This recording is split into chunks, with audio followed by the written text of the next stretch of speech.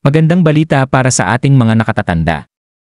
Ayon sa pinakabagong panukalang patakaran, lahat ng senior citizens na may opisyal na senior citizen ay inaasahang makatatanggap ng 12,000 bilang bahagi ng Universal Pension Program. Layunin ng programang ito na mapagaan ang gastusin ng mga matatanda, lalo na sa pagkain, gamot at pang-araw-araw na pangangailangan. Ang hakbang ay bahagi ng mas malawak na plano ng gobyerno upang tiyakin na ang bawat senior citizen sa bansa ay may sapat na suporta sa kanilang pagtanda. Sa ilalim ng panukalang ito, ang bawat kwalipikadong mamamayan na edad 60 pataas at may valid senior citizen ay otomatikong maisasama sa listahan ng mga makatatanggap.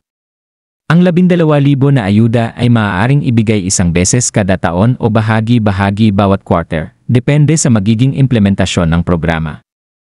Ayon sa mga opisyal, layunin ng Universal Pension na gawing mas maayos at pantay ang benepisyo para sa lahat ng matatanda, kahit hindi dating miyembro ng ISAIA o GSIS. Ibig sabihin, kahit simpleng mamamayan na walang dating kontribusyon sa mga social insurance systems ay maaari nang makinabang sa pensyong ito. Maraming senior citizen ang natuwa sa anunsyo dahil malaking tulong ito lalo na sa mga umaasa lang sa kanilang maliit na kita o tulong ng pamilya. Isa ito sa mga programang inaasahang magpapagaan ng pamumuhay ng mga matatanda at nagbibigay ng pagkilala sa kanilang ambag sa lipunan.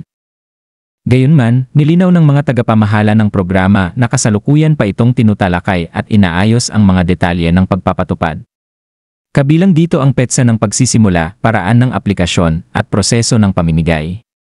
Hinihikayat ang publiko na maghintay muna ng opisyal na anunsyo mula sa ahensya ng pamahalaan bago maghain ng anumang aplikasyon o dokumento. Ang Universal Pension Program ay isa sa mga positibong hakbang upang matiyak na ang ating mga nakatatanda ay hindi mapapabayaan. Sa tulong nito, bawat senior citizen ay magkakaroon ng mas ligtas, mas maginhawa, at mas marangal na buhay sa kanilang mga ginintuang taon. Kaya para sa ating mga lolo't lola, magandang balita po ito.